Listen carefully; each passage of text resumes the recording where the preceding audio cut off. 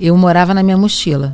Eu vivia na casa da minha avó, na casa da minha tia, na casa dos amigos, o tempo todo. Porque eu estava muito no mundo, estava completamente deprimida, acabada. E eu fiz uma oração, porque parecia até que em Deus eu não acreditava mais. E até eu perdoar os meus pais, que foi um outro caminho, até eu perdoar meu pai e minha mãe por tudo que tinham escolhido para a vida deles, né? O que fez você se afastar, antes da gente voltar no que você falou? Se você já tinha essa vida, né, essa experiência tão forte, o que fez aos 13? Mas eu quero saber como começou tudo isso. Eu vou lá no princípio. Eu sei que muita gente já sabe da sua história, mas alguns são novos aqui e querem aprender com a caminhada de cada convidado, né? Sim. Como começou a tua caminhada com Deus, a tua caminhada de fé? Minha caminhada começou aos 5 anos de idade, quando meu pai, que regia um coral, me colocou para cantar uma música na igreja do R.R. Soares. Eu tinha 5 aninhos. Sua família já era cristã, seus Toda pais? a minha família, sim, mas meu pai estava desviado um tempo. Minha mãe veio para Jesus por causa de uma cardiopatia. O meu avô levou ela para a igreja, o avô por parte de mãe, né? Levou ela para a igreja para ela ser curada. Ela foi curada e todo mundo voltou para a igreja. E aos 5 anos eu cantava na igreja já. Só que dos 13 aos 16, quando os meus pais se separaram, eu tive um momento de rebeldia e não quis mais saber de ir à igreja com ninguém. Minha avó paterna era aquelas irmãs de oração do coque, sabe? Bem avivadas, cheias... Tô virando a irmã é do isso coque. mesmo! E ela continuou orando pela família. Mas dos 13 aos 16 eu vivi tanta coisa intensa que eu conto no meu livro, que parece até que foram mais anos do que eu vivi. Eu fui para música secular, fui ser atriz, fiz teatro lá no Teatro Barra Shopping. E não frequentava a igreja nessa não época ia mais. Não ia mais. E a vida não ficou legal para mim. A depressão me pegou nessa época, muito álcool, vontade de morrer. Eu tentei algumas vezes algumas besteiras, né? Fui parar no hospital com coma alcoólico. Então, assim, essa fase dos 13 aos 16 anos, quando Jesus me salvou, foi uma fase bad. Foi uma bad daquelas de morrer mesmo. Jesus me salvou várias vezes nesse período. Você morava com seus pais nessa época? Eu morava com todo mundo. Eu morava na minha mochila. E olha só que interessante, porque essa Karina. É uma fase que eu acho que a grande maioria dos adolescentes passam, né? Essa fase de rebeldia. Passam. Às vezes dentro da própria casa, com causa, convivendo sem com causa. os pais. Exatamente. Então, e como foi esse período e como você saiu dessa fase, né? Pois é. Eu morava na minha mochila. Eu vivia na casa da minha avó, na casa da minha tia, na casa dos amigos, o tempo todo. Eu nem sabia que eu estava sendo preparada para ser missionária.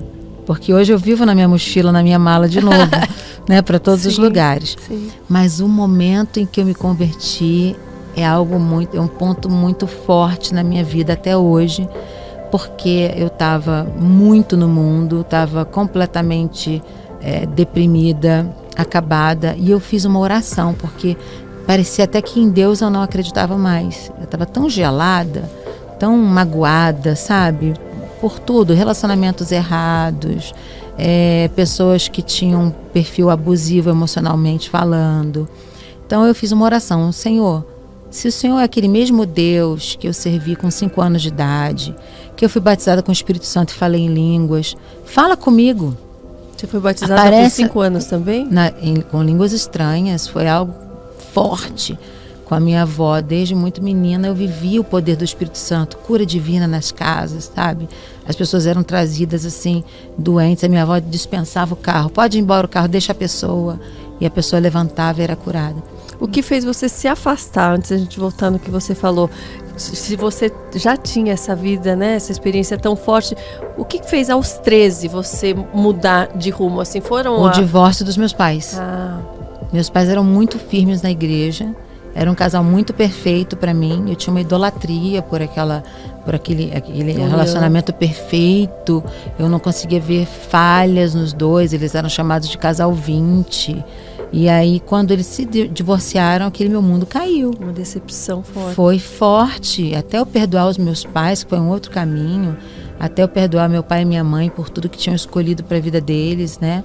Não era algo que eu tinha que perdoar por minha causa. Eu tinha que perdoar porque eles não são perfeitos. A gente tem os pais que a gente tem E é tudo que a gente tem. A gente tem que dar amor, carinho e tem que respeitar os pais, honrar os pais. Não é se eles forem perfeitos, não é se te tratarem bem, não é se nunca errarem, né? Você tem que tratar os pais e honrar os pais porque eles são seus pais. Né? Eu aprendi isso nessa fase que eu me converti. Então, o que me levou para o fundo do poço foi o divórcio dos meus pais, sim, e a minha rebeldia, porque eu não posso colocar só a culpa neles, né? A minha maneira de ver. Tem gente que passa uma boa por isso, olha e continua com Jesus e entende que foi uma fatalidade, uma coisa que aconteceu, uma tragédia. Ninguém quer se divorciar. As pessoas não se casam para isso. Mas foi o fundo do poço mesmo para mim. E daí para você ser resgatada dessa Uau, foi lindo, Karina, foi lindo o que eu vivi, porque eu pedi ao Senhor, fala comigo, aparece na televisão. Na televisão? Você queria? Eu queria, e as coisas começaram a acontecer comigo. Eu pegava o ônibus, o motorista falava assim, menina, volta para a igreja. Aí eu, vocês estão me perseguindo, não é possível. Esse motorista não sabe quem sou eu. Às vezes me chamava pelo nome, Fernanda, volta para a igreja. Eu parava na barraquinha de cachorro-quente, a moça do cachorro-quente falava para mim, você não foi feita para cantar no mundo, você é da igreja. Ela não sabia nem o que estava dizendo. Sim. Aí eu lembro que a minha turma, minha banda, começou a dizer, você tem voz de cantor gospel? Aí eu dizia, eu não gosto de gospel, eu não gosto de cantores gospel. E o meu pai começou a observar isso, mas o mais forte foi, eu cheguei um dia em casa, não tinha bebido nada, não tinha fumado nada, não estava doida, não estava alta, nada. Eu cheguei em casa e falei, Deus, o Senhor me quer, fala comigo. Aí eu fui arrebatada, Karina. Como assim? Eu fui arrebatada, eu saí do meu corpo, comecei a andar pela casa, quando eu olhei o meu corpo estava na cama, e eu estava fora do corpo. Você estava orando, assim, falando com Deus? Eu orei e fui dormir. Então, o apóstolo Paulo vai explicar isso como uma experiência de arrebatamento. Sim. Como se o próprio Deus tirasse a gente do corpo para a gente ver o mundo espiritual. Então, não foi ninguém que pregou para mim exatamente. Foi essa minha experiência que puxou o pino da granada. Sim. Então, eu saí do corpo, vi anjos, vi demônios, vi os demônios que tinham feito tudo para os meus pais se separarem. Como o espírito do divórcio existe. É um demônio mesmo, é algo forte. E eu vi o trabalho de feitiçaria que tinham feito para os meus pais. Eu comecei a andar na minha casa. E vendo tudo. Vendo como se tivessem aberto os meus olhos. E eu comecei a ver assim, como eu vejo você. Como eu vejo as pessoas. Eu vi os anjos, eu vi os demônios. Eu vi a batalha que eles estavam travando contra a minha vida. E os anjos de Deus estavam fazendo força em meu favor. E aí, em dado momento, eu vi uma luz que atravessava a televisão que estava no meu quarto, na minha sala. Nessa hora estava na minha sala já. Eu conto isso no livro com muitos detalhes. Não tinha mais ninguém na sua casa ali? Não, minha mãe estava no quarto doente, deprimida. Eu vi, quando eu levantei, eu vi minha mãe deitada. E eu continuei andando na direção da sala. E você não ficou assustada no começo? Eu não fiquei. Não, estava tranquilo. Quando eu ia ficar com medo, escrevia assim no meu peito umas letras douradas. E eu sabia que era não temas, mas não era no meu idioma. Hoje eu entendo que estava em hebraico. Eu não sabia que existia, nem que existia o idioma hebraico. E eram letras, como, sabe esses colares que a gente escreve o nome da gente, assim? De ouro ou de bijuteria, seja o que for. Só que aparecia aquelas letras grandes, assim, não temas, e era ao contrário. Só que eu conseguia ler no meu espírito. Gente. Não temas. E aí eu cheguei na sala, como boa filha de crente, quando eu vi um trabalho de feitiçaria feito contra os meus pais, eu fui jogar fora. Fui meter a mão para jogar fora. Naquela hora, os demônios começaram a rir de mim, porque eu não tinha autoridade para jogar aquilo fora. Os demônios começaram a rir de mim e eu fiquei chateada com aquilo, né? Falei, não pode, eu conheço o nome de Jesus. Eu conhecia o nome de Jesus. Eu não conhecia o Jesus poderoso que podia me salvar e que podia tirar os demônios dali. Sim. Eu não tinha base legal, né? A minha vida não condizia com aquilo que eu cria, com o que eu pregava. Sim. E às vezes até eu comunicava a algum amigo. Você dava legalidade para eles Para estarem eles ali fazerem, trabalhando. Exatamente. Então, eu não tinha nenhuma autoridade espiritual para aquilo. Quando eu vi que eu não ia sair daquilo, Karina, eu clamei no meu espírito, dentro de mim. Eu falei, o sangue de Jesus tem poder, Senhor, me socorre.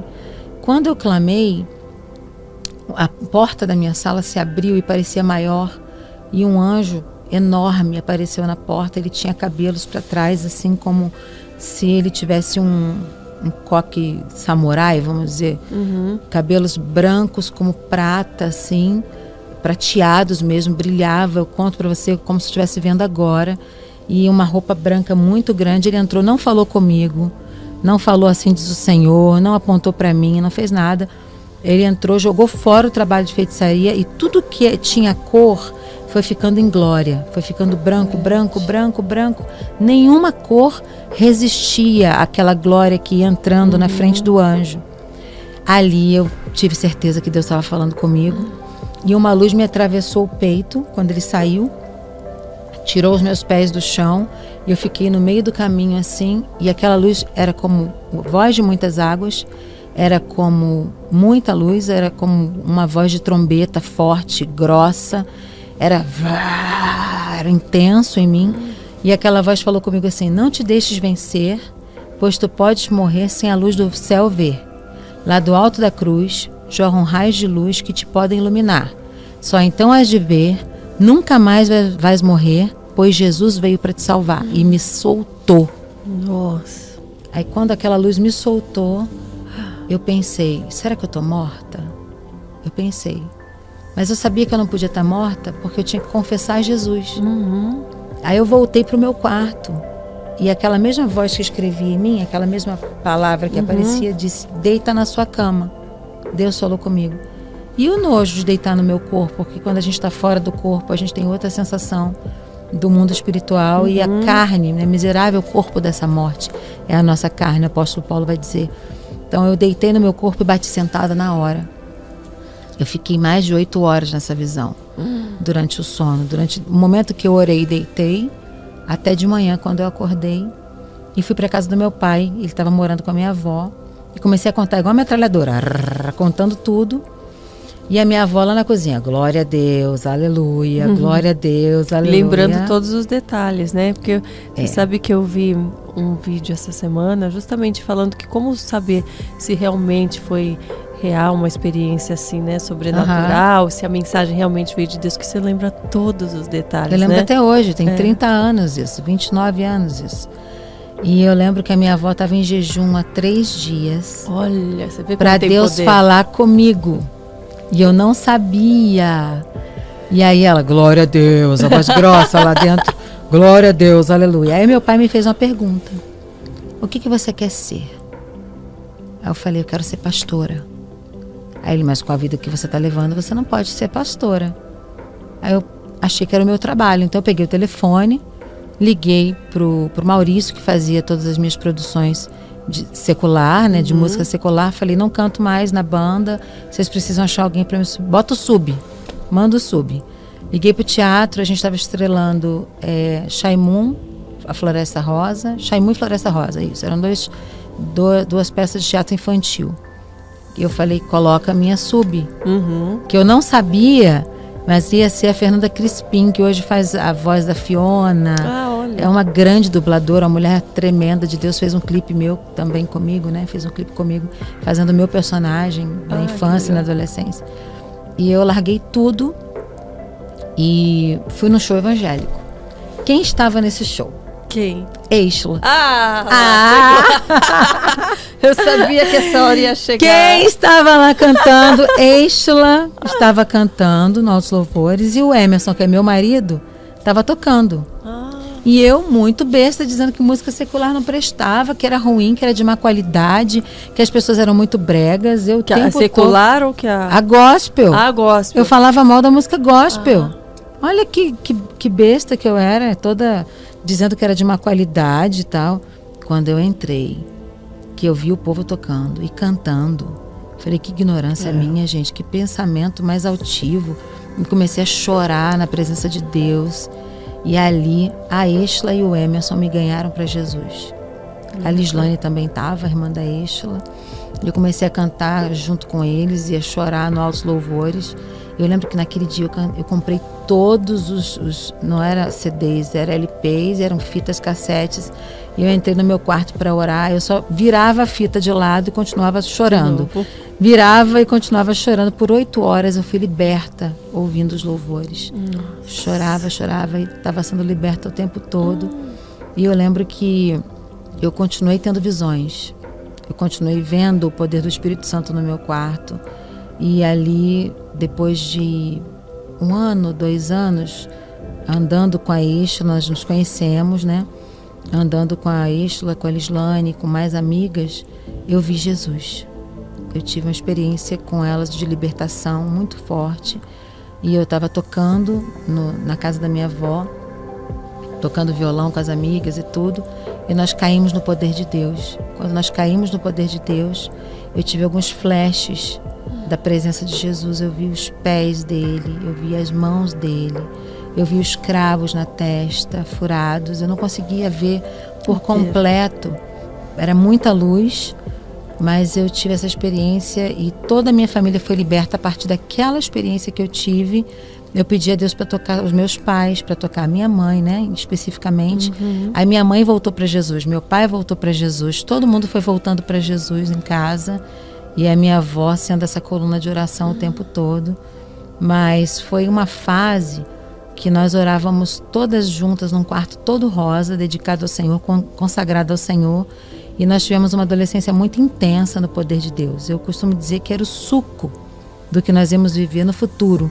Foi o combustível que a gente teve lá na adolescência para o que a gente ia viver mais tarde. Mas outras pessoas, nesse momento que você teve essa visão e essa experiência, as outras pessoas que estavam no mesmo ambiente também viram ou sentiram? Também viram outras coisas. Eu lembro que tinha a Carlona, que estava tocando violão também com a gente, que viu claves de sol, notas musicais douradas. Ela estava no trono, diante do trono de Deus, ela fazia assim com a mão para pegar aquelas notas, sabe? Depois a gente perguntava, o que você viu?